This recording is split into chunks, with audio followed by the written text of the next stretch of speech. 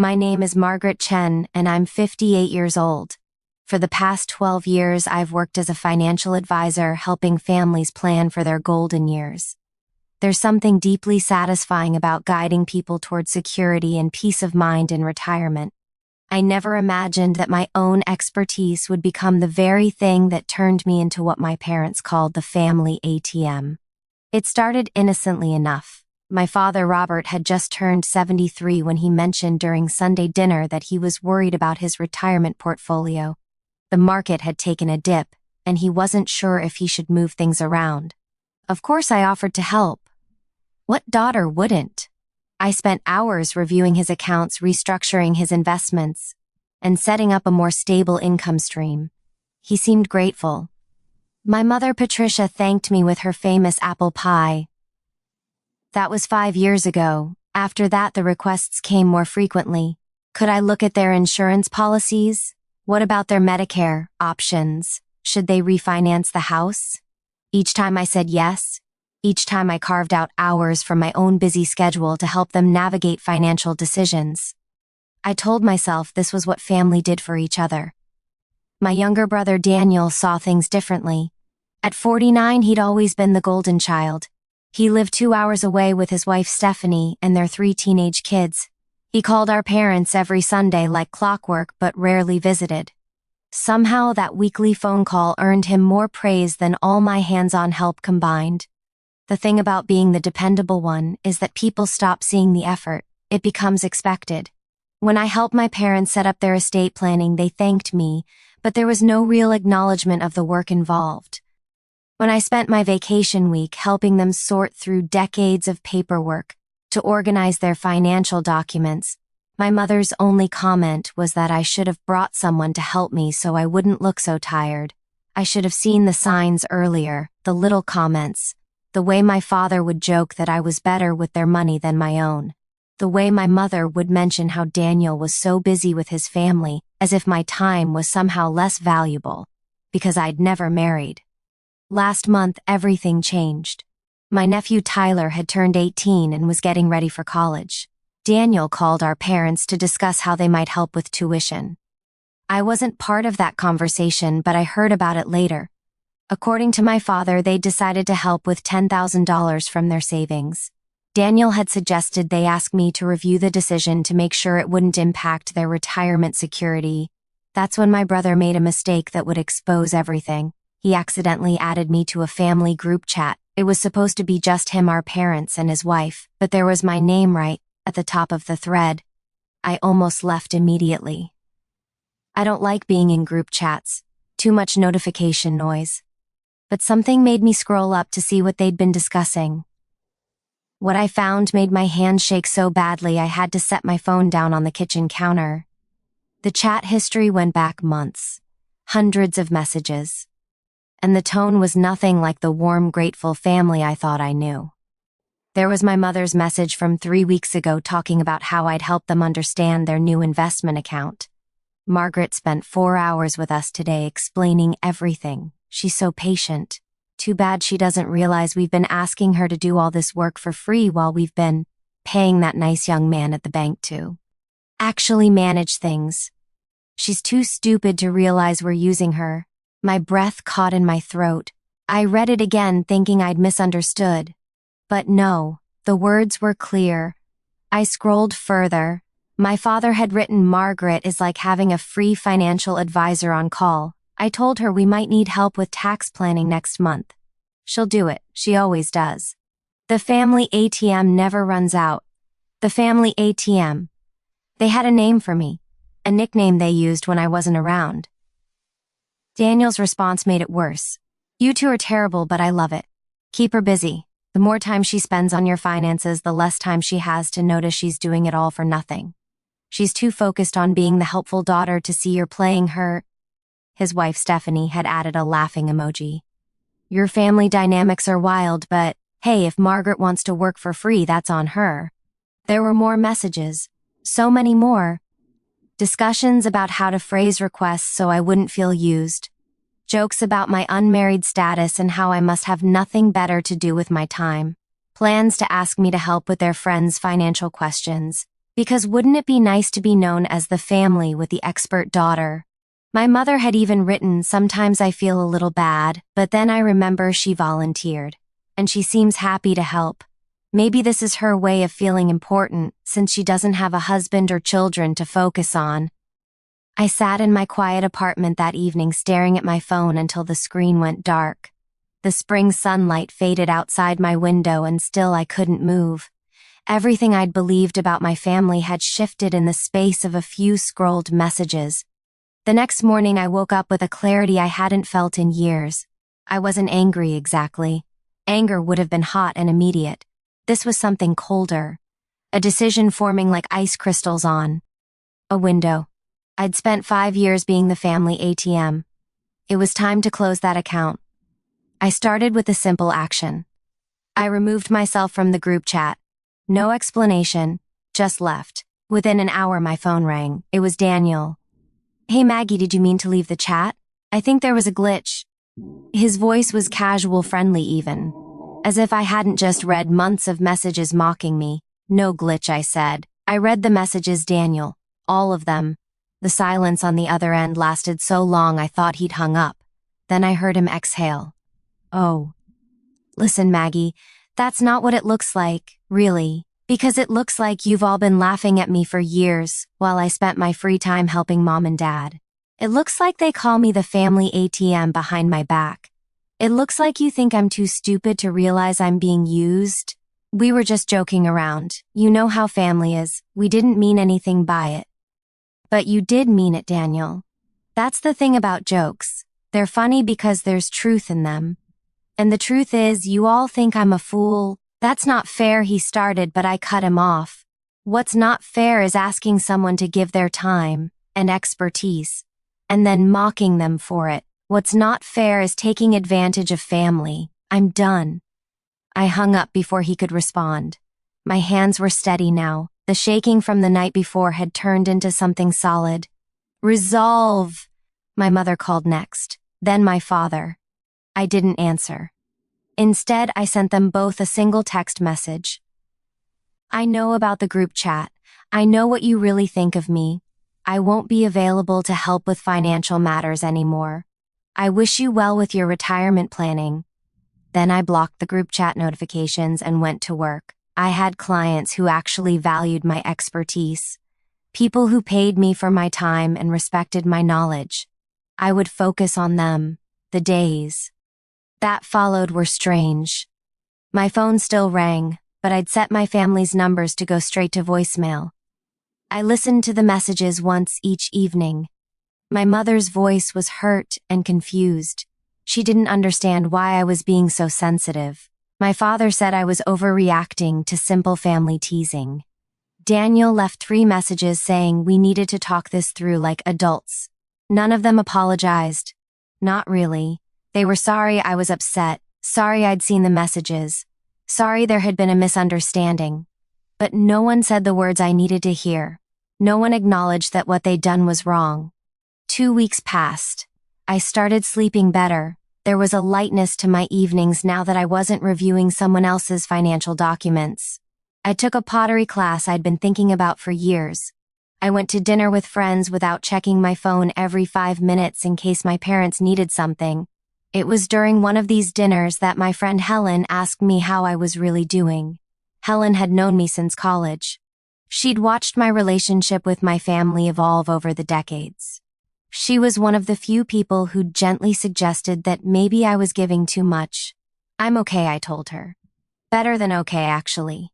I feel like I've been carrying something heavy for years and I finally set it down." "You look lighter," she agreed. "But are you sad? They're still your family." "I am sad," I admitted. Not because I cut them off, but because of what they really thought of me all along. I keep wondering if I missed other signs, if there were other times they were laughing at me behind my back. Helen reached across the table and squeezed my hand. "You're not stupid, Maggie. You're kind. There's a difference. Stupid people don't build successful careers or help others plan for security. Kind people sometimes get taken advantage of. That's not you. Are failing. It's theirs." Her words stayed with me. I wasn't stupid, I was kind, and I'd been kind to people who didn't deserve it. 3 weeks after I'd left the group chat, my brother showed up at my apartment. I didn't let him in, but I did agree to talk on the building's front steps. It was a warm Saturday afternoon, and the street was busy with weekend shoppers and families out for walks. "You can't keep ignoring us," Daniel said. He looked tired. There were circles under his eyes I hadn't noticed before. "I'm not ignoring you, I'm setting boundaries. There's a difference. Mom's really upset. She doesn't understand why you're doing this over a few silly messages." "Daniel, do you really think that's all this is about? Some silly messages?"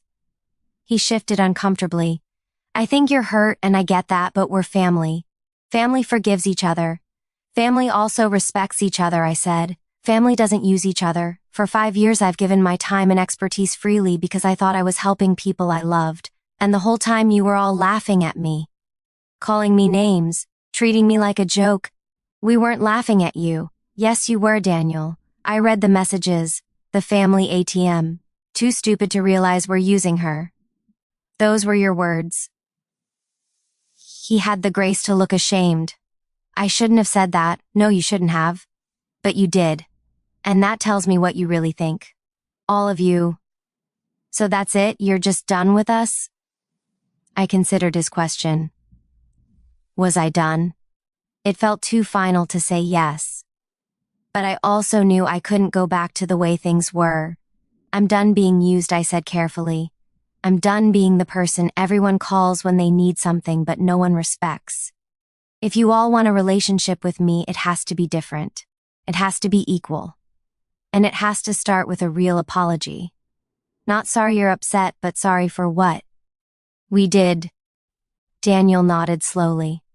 "I can talk to them. Don't talk to them for me. I'm not asking you to fix this. I'm telling you what I need. What you all do with that information is up to you." He left after that. I watched him walk back to his car. His shoulders were slumped in a way that might have made me feel guilty a month ago, but now I just felt calm. I'd stated my truth. What happened next wasn't my responsibility. Another week passed. Then, too, my mother sent a card in the mail. It was one of those generic thinking of you designs with flowers on the front. Inside she'd written, "We miss you. Please call us. We can work this out." Still no apology. Still no acknowledgement of what they'd done. I didn't call. My father tried a different approach. He sent an email with the subject line, "Important financial question." But when I opened it against my better judgment, it was just a plea to talk. He said they needed me. He said families shouldn't let small disagreements tear them apart. Small disagreements. That's what he called years of mockery and manipulation. I closed the email without responding. It was my friend Helen who suggested I write them a letter. "Not for them," she said. "For you. Put into words exactly what you need them to understand. Maybe they'll read it and get it. Maybe they won't. But you'll know you tried one last time." I spent a Saturday afternoon at my kitchen table with a cup of tea and my laptop. I wrote and deleted and wrote again. I wanted to be clear without being cruel, firm without being harsh. This is what I finally sent. "Dear Mom, Dad, and Daniel. It's been 6 weeks since I discovered the group chat where you discussed how stupid I was for helping you. 6 weeks since I learned that you call me the family ATM. 6 weeks since I realized that my time, my expertise, and my love have been treated as a joke. I want you to understand why I can't simply move past this. For 5 years, I've prioritized your needs. I've rearranged my schedule, taken time off work, and dedicated my personal hours to helping you navigate financial decisions. I did this because I love you, and because I believed that's what family does for each other. What I learned is that while I was giving freely, you were taking deliberately. You knew I had expertise you needed, and you used me for it while paying someone else to actually do the work. You made fun of me for being helpful. You questioned my intelligence for being kind. And worst of all, you did it behind my back while being pleasant to my face. That's not love. That's not family. That's exploitation. I don't need you to agree with my feelings. I don't need you to understand why I'm hurt, but I do need you to take responsibility for your actions. I need real apologies, not "I'm sorry you're upset, but I'm sorry for what I did." I need acknowledgement that you treated me poorly. And I need to know that if we rebuild this relationship, it will be based on mutual respect, not on what I can do for you. I'm not asking you to grovel. I'm asking you to be honest. If you can't do that, then we have nothing more to discuss. I hope someday you'll understand. Margaret, I read it 3 times before sending, then I hit send and closed my laptop. Whatever came next was out of my hands. The response came faster than I expected. My father called that evening. I almost didn't answer, but something made me pick up. Margaret, his voice sounded older somehow. Tired. I got your email. Okay, I said. I didn't offer anything else. I'd said what I needed to say. I want you to know that I read it. Really read it. And I talked to your mother and to Daniel. And? He was quiet for a moment. I could hear him breathing on the other end of the line. When he spoke again, his voice was different, softer. And you? Rewrite, we did treat you poorly. I've been sitting here trying to figure out how to explain it away or make it sound less bad than it was. But I can't. We used you. We took advantage of your kindness. And we made fun of you for it. That was wrong. I felt something shift in my chest. Not forgiveness yet, but a small opening. Why? I asked. Why would you do that to me? I think he said slowly, it's because it was easy. You made it easy to take advantage of you because you never said no. And somewhere along the way, we stopped seeing the effort you were putting in. We stopped appreciating it. We started feeling entitled to it. That's not an excuse, it's just the truth. You called me stupid dad. You called me the family ATM. I know. And I'm ashamed of that. Your mother is too. She's been crying all week. Not because you're angry, but because she finally understands why. She wanted me to tell you that she's sorry. Really, truly sorry for what she said and what she did. What about Daniel? Daniel is struggling with this. He knows he messed up, but he's having a hard time admitting how much. I think he will eventually. But I can't speak for him. We talked for another 20 minutes. It wasn't a complete resolution. There was too much hurt for that. But it was a start. My father didn't make excuses. He didn't minimize what they'd done. He just acknowledged it and apologized. That was more than I'd expected. Over the next few weeks we talked more. My mother called and we had a long, tearful conversation where she admitted she'd been jealous of my independence and had taken that out on me in cruel ways. She said she'd always felt like she'd sacrificed her own career for family, and seeing me thrive professionally made her resentful. It wasn't fair, but it was honest. Daniel took longer. He finally reached out 6 weeks after my father's first apology. We met for coffee. At a shop halfway between our homes. He looked uncomfortable the entire time. I don't know how to fix this, Maggie, he said. You can't fix it, I told him. You can only do better going forward. I am sorry. I want you to know that. I got comfortable with the dynamic we had. You were the responsible one who helped, and I was the busy one with kids. It was a convenient excuse to not put in effort. That wasn't fair to you. No, it wasn't. Can we try again? Can we be a family again? I thought about his question. Could we? The old family was gone. That version where I gave endlessly and they took without appreciation couldn't exist anymore. But maybe we could build something new. We can try, I said. But things have to be different. I'm not your free financial advisor anymore. I'm not the family ATM. If you need my professional help, you can hire me at my standard rate. If you need my help as family, that's different. But it has to be reciprocal. It has to be respectful. He agreed. We shook hands like business partners sealing a deal. It felt formal but necessary. The months that followed were an adjustment for everyone. My parents started seeing a financial planner they paid for his services. They still asked my opinion occasionally, but they did it respectfully. They acknowledged my time. They said thank you and meant it. Daniel and I rebuilt our relationship slowly. He made an effort to visit more, not just calling on Sundays but actually driving the 2 hours to have dinner. His kids came with him. I got to know my niece and nephews properly, not as the aunt who helped with college planning, but as a person they genuinely enjoyed spending time with. We started new traditions. Sunday dinners at my parents' house where everyone contributed, not just me organizing and helping, but everyone pitching in. Daniel brought wine. His wife made her famous lasagna. I made salad. My parents hosted. It was equal. It was respectful. It was what family should have been all along. There were still awkward moments, times when the old patterns tried to reassert themselves. My mother would start to ask me something about her investment accounts and then stop herself. Sorry, I should call the planner. I'd smile and nod. It wasn't about being petty. It was about maintaining boundaries. On my 59th birthday, my family threw me a surprise party. It was small, just them and a few close friends. But they'd put thought into it. Helen was there, of course. My pottery teacher came. A few colleagues from work, and my family. My father gave a toast that made me cry. He talked about how I'd taught them all what respect really meant, how I'd shown them that love without boundaries isn't healthy, how grateful they were that I'd been brave enough to demand better from them. Margaret, he said, raising his glass, you're not our family ATM. You never were. You're our daughter, our sister, our aunt.